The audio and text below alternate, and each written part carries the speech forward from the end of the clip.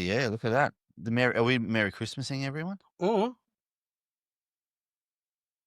we got to, you know what we need to do? We need to thank everybody for putting up with my swearing. Do you? Nah, fuck that. Fuck them. Yeah, fuck. It's all about energy, people. I'm trying to hit That's people it. with That the was. frequency. Hey, how'd you get the red there? Guilt. It's kind of like flowing in and out. The mood lights. I'm running. Yeah, I know. We know, Gil. We know. It's all part of the show. You're part of the show now. Yeah. Oh, he's supposed to. Is he trying to getting get us angry. out of here for Christmas? Are we the last podcast before Christmas? It's the last pod, and he wants us to start and hurry up and get out of here. I've got nowhere to be. you You play with your lines, Gil. We'll. I got to think about what we're going to talk about today. And what was Christmas. Yeah, Christmas. We should have. Are we going to save? Are we going to make anybody famous with some funny comments? Oh, I didn't even look. You haven't even looked. You gave me 5 There were minutes. some really good funny ones there. There was some gold. Like which video? Well, I can't remember now because I just get those alerts and I'm like at 1 a.m. and then you see people arguing on there and I'm like, ooh, zing. Oh, argue with each other. Yeah. It's crazy. And you know, I don't want people arguing on there because everyone has their own journey and have been through their own stuff. So and look, I'm glad people do express in the comments what they have gone through because, you know, truth telling is healing. You know, speak your truth about what happened. You know, if you've been abused, you know, expose these people, you know, because people want you to remain silent when that sort of stuff happens. As you know, with my journey, with what happened when, you know, a family member was threatening me. Yeah. Come around. Yeah. Like, I ain't scared of you. All your fucking mates. I don't give a fuck. You know, like, because that's what a lot of people want to do to people that have been abused. And it's sort of, because, you know, people that have been abused, all you want is a bit of validation, an apology. You know what I mean? Because people can move on from shit, just like apologize and change your behavior. Yeah. Start doing the right thing. Okay, if you fucked up, say sorry, actually mean it, and do the work to change. Because, you know, what used to happen in my relationship was I'd get an apology, I'm going to change, and then a week later, we're back to the same shit. And then if I brought up what happened a week ago, I was living in the past. And I'm like, yeah, because you're still doing the same shit from the past right now. Yeah. As we sit here speaking. Yep. What do you expect? Yep. You know, and there's people who don't want to take accountability. You know, I see so many people like that don't want to take accountability, reflect on their own personal behavior. You know, like I've said in the past, like what I do each day is I look back over the day and go, how could I have done better? Especially with interactions and all that sort of stuff. I look at it and go, how could I have done that better to make it less stressful for myself and for the whole entire situation? Yeah. Do you know what I mean? When I've been confronted with absolute fucking bullshit. Do you know what I mean? Like the follicle test. Ben did that. Yep. I did not respond. I went and did it. Sent the results. Go fuck yourself. You know? I could have sat there and gone, what about your fucking son? He's in the same house as our fucking child. That's her problem. Not my problem. But you know what I mean? But also then, like, you're in such a good position that it doesn't matter what she threw at you. You could, like, come back with, oh, well, there you go. There's whatever you want. Exactly. You know what I mean? Because I did the right thing. You weren't in a bad position, whereas absolutely. it could probably catch some people out. Yeah, being asked for something like that could probably catch someone out. And that's where they need to self-reflect and go, okay, definitely. How can I be better in this situation? Yeah. And that's what we want to do with this whole podcast is I'm not here to heal anyone. I'm not fucking Jesus or fucking God. I don't expect it. I'm not anybody. I'm just someone here telling my story in the hopes that it triggers others to start that same journey like what I went on, you know, to be able to get myself out of the situation. Because I was unhealed. I couldn't escape the situation. And that's where a lot of people stumble. Is when they've been abused for so long, or that's just how their life is, they think they can't do any better. Yeah. Or escape the situation. Yeah, definitely. And just go, you know what, I'm worth more than this, and demand it. Put your boundaries up. Go, no, we're not going to tolerate that stuff. If you wish to keep doing that, But, you put up boundaries, you got to be willing to follow through and walk away and not get drawn back into the garbage through arguments. Oh, yeah, definitely. The whole play of taking MJ away was just a power play. Yep. She had no intention of keeping him forever. I knew that. She knew that I knew that. And that's why I just went, no, cool.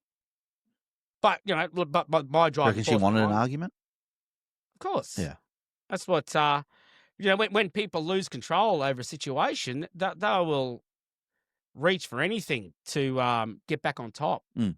Do you know what I mean? Because I think, especially when you're dealing with people that are used to control, and if once they lose control, that angers them and it upsets them and makes them lash out. Yeah. When they need to reflect on themselves and go, okay, look at the damage it's done to Marshall Jr. right now with his anxiety and all that sort of stuff. Yeah.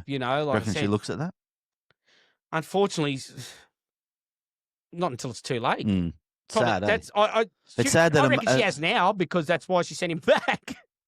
He probably got too much. Yeah, You know what I mean? Which because he is. But it's a pity that they he's don't. not a difficult child, but he's just got to be kept busy.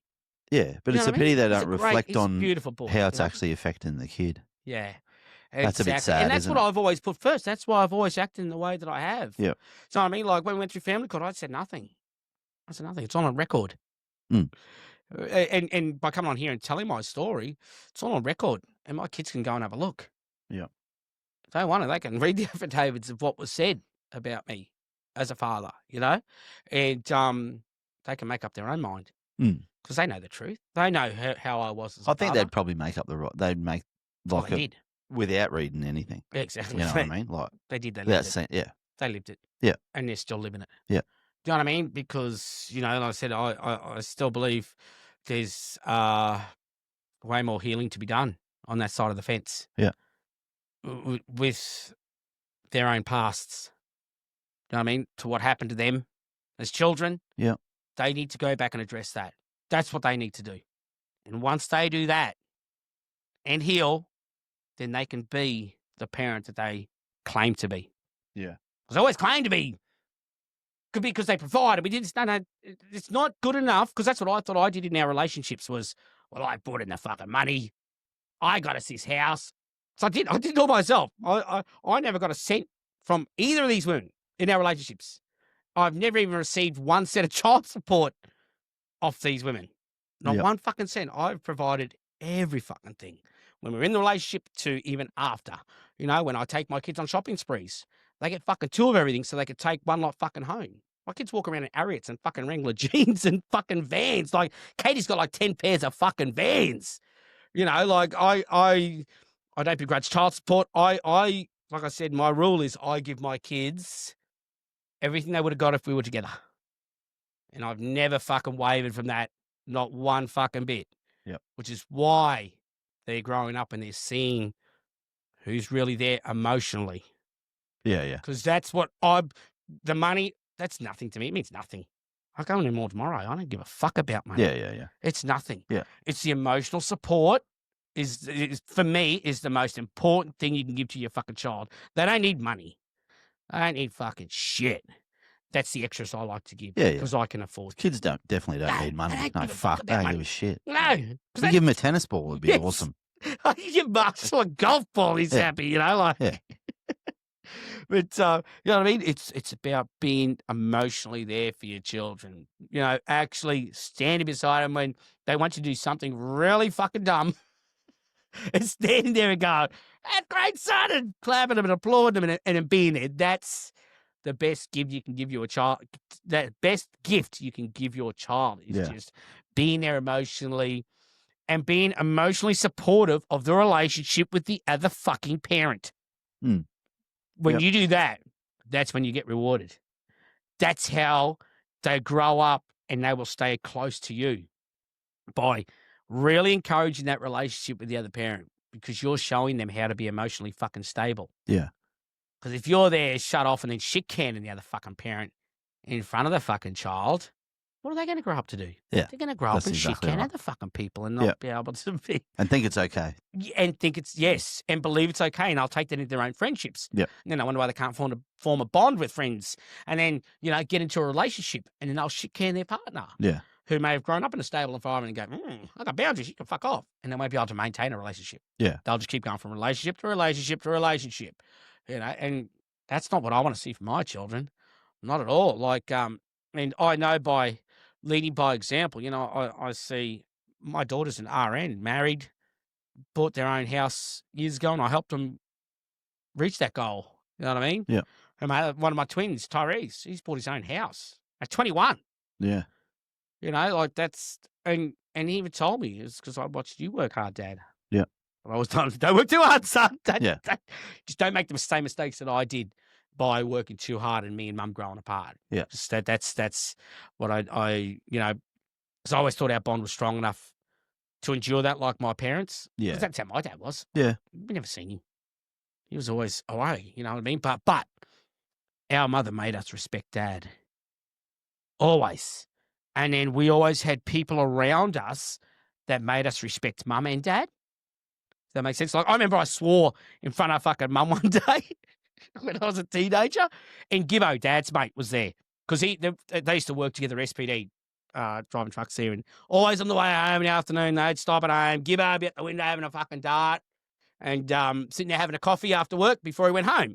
Every afternoon. So I get home from school, and was he like a radio guy? No. Not that guy? Not Gibbo. No. He was Okay. cool truck driver. He was an old Hume highway runner from back in the fucking day. Always had GMs and cool trucks. Like, I could do a podcast on Gibbo, like this amount of shit we did together. Like when I was younger, like painting trailers with him and trucks and all that sort of stuff we did up. Like an old TNTW model. He had Easter's old blue cab over, which was pink. It was in Queen of the Road, if people might remember that one. But yeah, I remember I swore in front of Mum and he goes, "Oi, don't be doing that in front of your mother, mate." So I always had people around me growing up that made me respect my parents. Yeah. Whereas what I've noticed in my relationships with these women, they had people around them. Where'd that swearing thing come unstuck? I was allowed to swear, just not in front of Mum.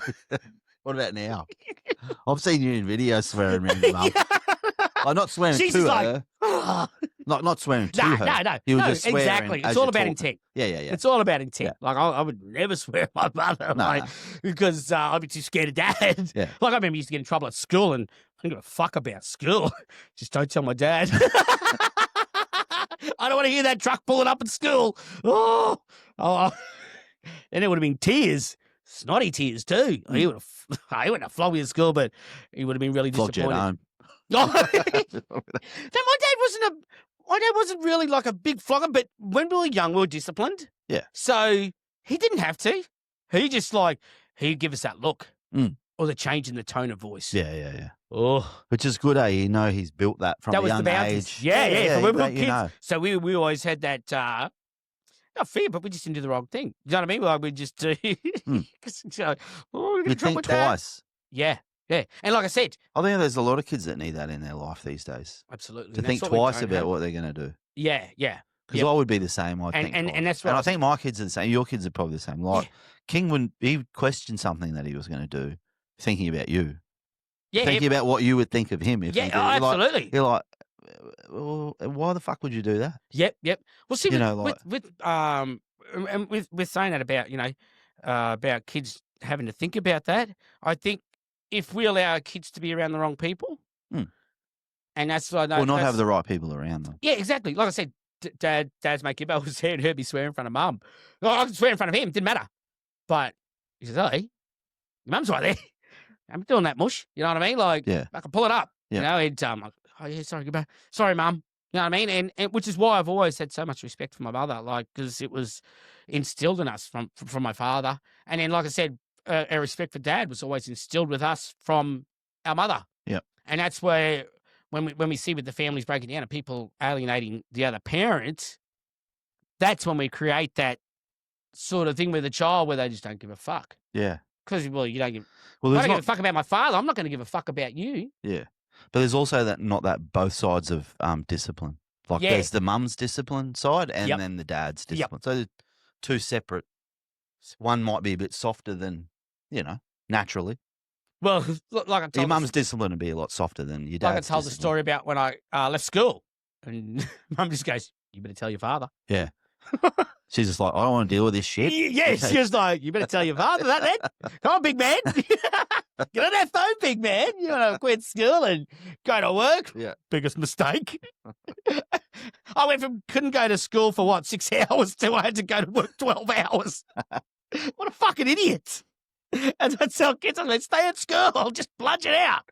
Just bludge it out. You'll be right. Yeah. It's And not then that you can bad. escape the matrix. It's not that bad. That's School. it. Yeah, to go from, having a ride to work, like I've finished up at school, I'm going to go work full time at Snowdale from 6 a.m. till 6 p.m., 12-hour days.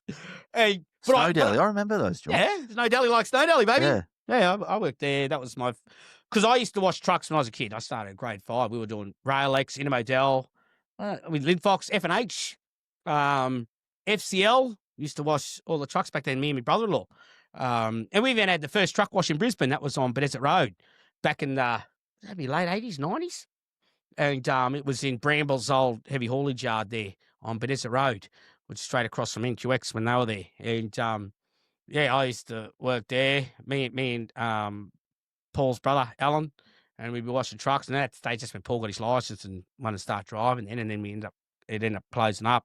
We used to wash trucks all the time. But then when I turned 13, Dad said, "Go get a real job." And I went from making we were getting paid like $20-$30 a day. That was big money back then. He was paying blokes like $50 for the day. Yeah. And I went from that to like $12-$13 the deli. It's just like, what the fuck? But Dad's not. You got to go get a real job. Get a real one. But used to cop a bit of shit about that too, because all my mates were trolley pushers. Yep. Trolley pushers. I worked in what was it, Franklin's or Bilo? Whatever the shop was back down. They might have been Franklin's. But yeah, my mates were trolley pushers. All my mates were skaties. And all my mates from school. They used to give me shit about working in the deli. I was like, dudes, I'm working with teenage girls bending over the counter all day. Like, come on, get on board. Like, what? No, it was really cool. Like, it was such an amazing job. That was a great life experience. Was doing that and just laughing at my mates having to push trolleys out in the heat. I'm like, I'm the aircon, wankers. And it was really. It's all part of growing up, you know what I mean? Just going through all those sorts of phases and all that sort of shit, and my father guiding me and mum, guiding me through life to getting to where we are. Like at the time I was pissed. I did not want to go work at the deli. I'm just like, I'm not fucking working there. And then to take the pay cut, because I used to make good money washing trucks. It was hard work though. But it was a bit of a downer at first, but then I thoroughly enjoyed it. Actually, so I ended up going there full time and leaving school, and which kickstart my journey from that to getting into diesel fitting, then driving forklift, and I had heaps of jobs. So what time did you start with telecom? I started when I think it was 18, 19. Okay, so it wasn't long after. Because I did like 6 months at TAFE. I did 6 months working for Shogun Carriers at the old Mobile. I was driving forklift. I'll tell you a funny story. We haven't had a story yet. Yeah, we got to have a story. Oh, here's the funny story, right? Go. So you haven't told the story yet. You can't laugh. No, yes. This is gold, this one. This is how I met Eddie Guymore. He's a fucking legend. He's still a legend too. Fucking big wheel. I worked for Shogun Carriers, Stan the Man, Bub. And back then he had the Grafton fucking Meatworks contract carting the meat up for EA Rock. And I think he had 5 trucks in. And all he needed was someone at the shed at the Mobile, because he rented a shed there. There was Performance Transport, Mundubra Freight Lines, which is where Eddie worked, and they had that was the first time I ever seen a Max Marmon. They bought a new Marmon and a new fucking Kruger fucking taut line. I was pole vaulting around the yard when I seen that big fucking banger roll in. And then there was Stan with Shogun Carriers, and then there was another mob, and then Coastline Haulage up the end. It was Tony with the big green fucking, I think it's 950 then, or fucking 900 Kenworths. Real flash gear, green and fucking brown. And I used to help Tony fucking pass up fucking loads when he'd when he was loading. Because I'd just sit there all day and I'd have to wait for all the cardboard to come in, and then I'd unload them, and there'd be aluminium, fucking all extrusions and all shit, whatever the meatworks wanted carted down. Stan used to load the fucking cardboard, and he had skills, so he had his 20-footer in the fucking guts with the fucking generator up the front. He used to have to load generators, turn them down, and then he had underbelly fucking generators too. So the other trailers I used to fucking load 4 pallets at the front, 4 pallets at the back, tarp it, and then fucking I'd go fuel the trucks and then park them in the middle there at the fucking old mobile back then. And that's when, what was her name? She ended up at the fucking Shell running the takeaway there. Shit, I can't remember her fucking name. Lovely lady. Because that was back when the air pole was new across the road, Truck City. And yeah, that was big bangers back then. Mobile had the fucking wash bay there and everything. And where was this at? It's the Pacific Petroleum now, next to Seats Are Us. Oh, okay, yeah. That's where I after I quit Snowdead, I've got to tell that fucking story. I don't know if I told that story. That's for another episode. It's funny. So I snatched it there, and then I ended up fucking working for Stan, and being a forky, and I'd hardly driven a fucking forklift because I was only a kid, and I could drive it, but I wasn't that good. I used to watch fucking Eddie Loden and all that, and they would just be fucking trucks come in, and I'm trying to be like them, right? So I'm in there fucking unloading. And this is the first fucking day, right? I was backing into the shed, and I fucking hit the fucking wall where the roller doors come down, and I fucking hit the cunt hard. Like I've unloaded, and I'm going full noise back into the fucking shed, and I smashed the fucking wall and knocked it all out of shape, and I'm just like sitting there going, fuck.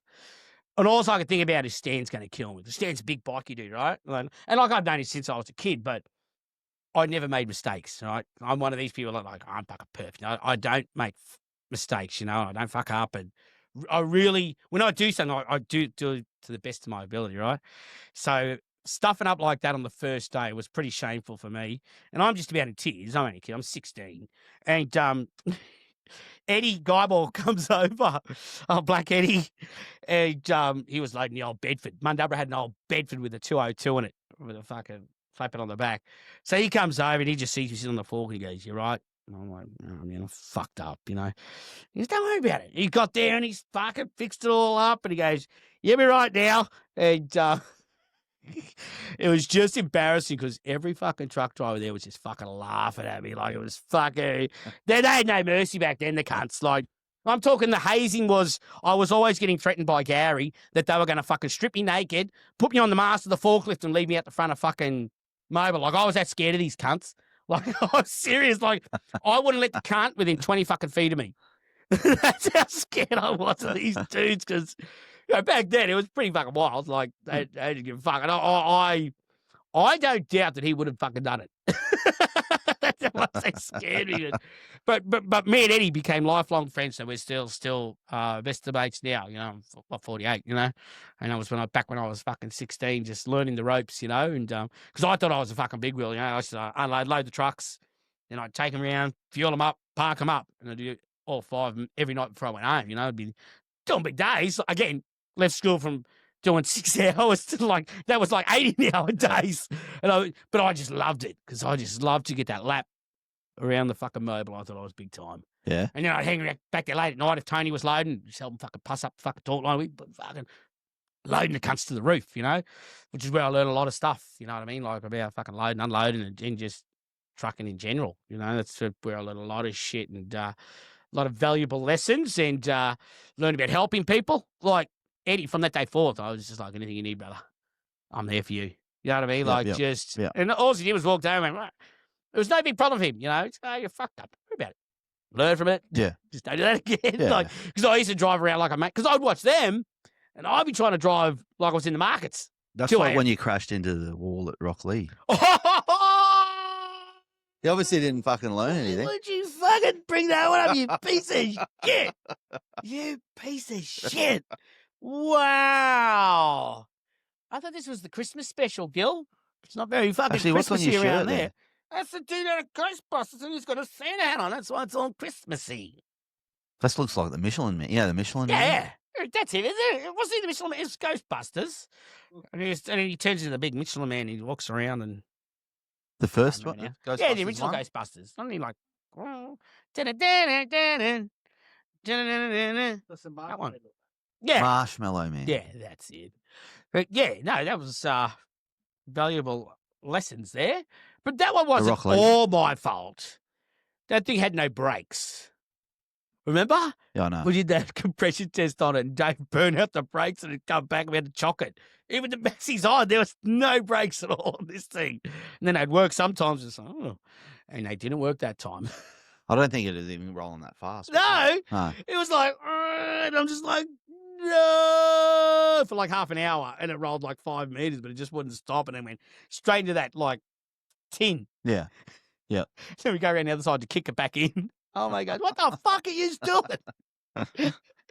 He smashed the oxy set into the wall.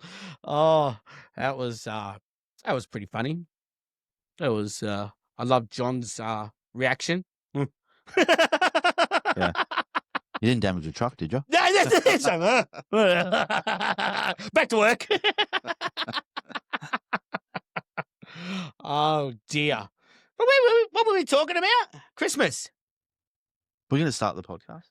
Has it started? Have you started with... Start recording? Yeah, can you start? Hit record. Hit record. He's too worried about the light. You're too worried about this green, red light. How good is it? Look at it. Look at it. It's a I'm Christmas covering up special. the What are red. we doing? Well, we're going to talk about what we're doing over Christmas. Oh, yeah, what are you I've got doing? MJ coming home. Yep. So we've got that happy ending there. Like I said, we stuck to our guns. MJ's coming home for Christmas. So it's not the ideal situation because we haven't matched my court order yet. I'm still waiting for a response about that. Yeah. Which it's up to her, like whatever she wants, because she's got to deal with other kids as well. Yeah. So it's hard to match that shit. So, we've just got to take the win as a win and take the L's. What do you with do it. Christmas Day normally? So with our family, it's 12 o'clock onwards. Yep. Which is really hard because, everyone, like some people do breakfast, Yeah. lunch. So ours is like 12 o'clock onwards. Yeah. And it's just open house at mum's. Oh, yeah. So, Yep. but, So kind of just roll through as you can because everyone's Yeah, got different yeah, families. You got to visit exactly. and stuff. like all my kids as well, you know what I mean? Trying to make it down. Yeah, Tyrese is up in air. Yeah. So it's very difficult for him to come down. But hopefully he's going to come down. He's trying to come down this Christmas, which Yeah, would be okay. great. That'd be good. So, it'd be awesome. Bring Yeah. Adrian down, Poppy's boy. It's all just working out for me. Yeah. It's really great. So on Christmas Day, MJ, because it's my week this week over Christmas. So this year, Katie wakes up at my place and then goes back to mum's at 5 p.m. Christmas Day and then comes back to mine at 5 p.m. Boxing Day.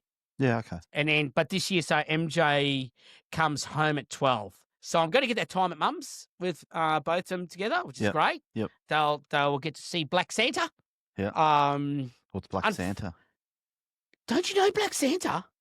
What? Is that you So- dressing up as Santa? What?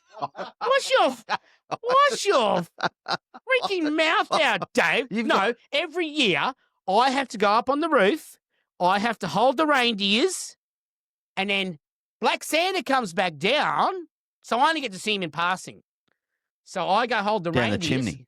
Yeah, and then Black Santa comes in the house, and then he gives all the presents to all of Nan's grandkids and kids and great grandkids. Oh, so it's not you. No, it's not me, MJ. Fuck you, MJ. MJ goes every year. Are they old enough to know MJ's this? like, Are they- he's oh, they like, are. "Down to the Oh, okay. bed." I'm like, go away, kid. I don't know you. Katie just rolls her eyes. She's like this. Here we go. She This goes, again? whatever. We know you're not the real Santa. Yeah.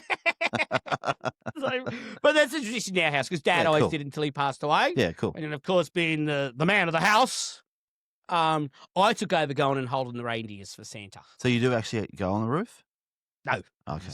I just go into MJ better not be listening. I just go into Nan's room and hold the reindeers in there. Mm. And then Santa walks back out. Yep. And then does all the presents because we do that every year. So every child, every grandchild, every great-grandchild, Nan's sewing up all sacks. So then cool. everyone gets the presents at Nan's. Yep. Yeah, so... Oh, that'd be good. Yeah. So, unfortunately, I never get my photo with Santa. You know, that's a sacrifice us fathers make. It is. Oh, that'll be good. Yeah, it's good fun. Yeah. So, and then, like I said, then Katie goes back to mum's, and then MJ stays back with me from 12 onwards, sort of thing. So we still get, unfortunately, we don't get to open the presents together in the morning, but, like I said, it's not that disappointing because I'm thankful for what I've got. Mm. It works for me. It's really good. You know what I mean? Like, I just want to maintain it. That's all. That's all we got to do. And that's what parents need to do, especially this time of the year. Not just be grateful for what you do get, but be aware of the other parent and what you would want, and be thoughtful of that too. Yeah. And just go, you know what, you need your time too. Just don't be a piece of shit. Mm. Stop being a piece of shit. I agree. Like just split it between because the kids. This is what happens. It doesn't really fuck just the court affect orders.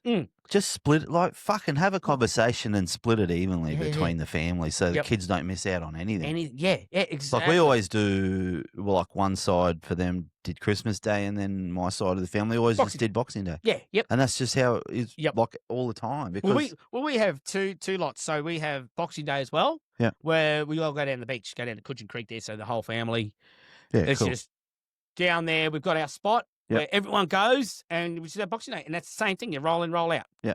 You don't have to do the whole day there and shit like that. No, just fucking roll up, and everyone just gets to see each other. Quick game of touch footy or cricket, whatever. Yeah. Go for a swim, jump off the bridge, and the kids just love it. They just have great memories of it. Yeah. You know what I mean? Like I look back on all the old videos that some of my nieces and nephews have taken over the years that have surfaced on Facebook and all that sort of stuff. Yep. And I see my children, tiny, just out there playing. I was going, yeah, that's fucking awesome. And that's what I want to see, and that's what we need to see for everybody's children. Don't let the kids miss out on Christmas time. Because exactly. It's only affecting them.